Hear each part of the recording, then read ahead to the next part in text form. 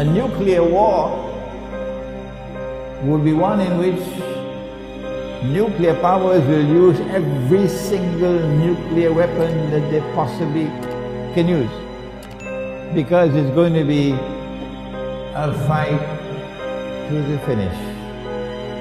And so the world can now expect that if a nuclear war were to take place, excuse me, too late now to say if, rather it should be when the nuclear war takes place.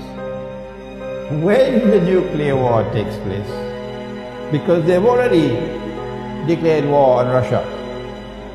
If you're living in France and Britain and in Western Europe, and if you don't know that your leaders have declared war on Russia, and the nuclear war is now inevitable, and when that nuclear war takes place, that thousands of nuclear weapons will explode. If you don't know that, then you are living in dreamland. And if you hope to survive in Western Europe, you're also living in dreamland. That's the price you pay for having Zionist rulers ruling over you. That's the price. I hope you're listening to me in Europe, and I hope you're listening to me in the United States and Canada. That is the price that you will pay for having those ruling over you, who are ruling on behalf of the Zionists. Who are Zionists? Because they have declared war on Russia. And the nuclear war is now inevitable. When it does take place, then I want to suggest to you tonight that the mushroom clouds which come from nuclear explosions, which will probably blot out sunlight, so that there will be no sunlight in the world. I want to suggest to you tonight, for you to think about it, that when the Prophet ﷺ spoke about smoke, dukhan, is one of the signs of the last day, that he was referring to the mushroom clouds which will come from nuclear war, the malhama. The question now, how much more time do we have? When will it take place? Does Islamic eschatology have anything to offer?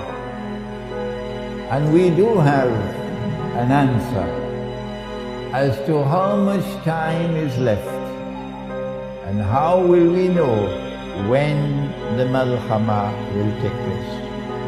I want to take you now tonight to the hadith which is in Sahih Bukhari, in which the Prophet said, sallallahu ta'ala alayhi wa sallam, that the river Sungai, the river Euphrates, Furat, which is in Iraq, the river Euphrates will uncover a mountain of gold from underneath the river, and people will fight over that gold, and 99 out of every 100 would be killed, indicating that this would not be conventional warfare. No, this has to be nuclear warfare for 99 out of every 100 combatants to be killed. And therefore, we would be on fairly good foundations if we were to suggest that the malhama would be fought for the mountain of gold.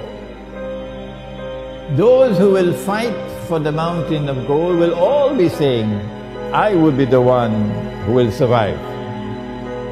But the Prophet said that the Muslims who are present at that time should not touch the gold. So if we obey the Prophet ﷺ, the implication would be Muslims would not be involved in fighting, in the malhama. The malhama will involve others. So maybe that's good news for Malaysia and Indonesia. You would not be a part of the malhama.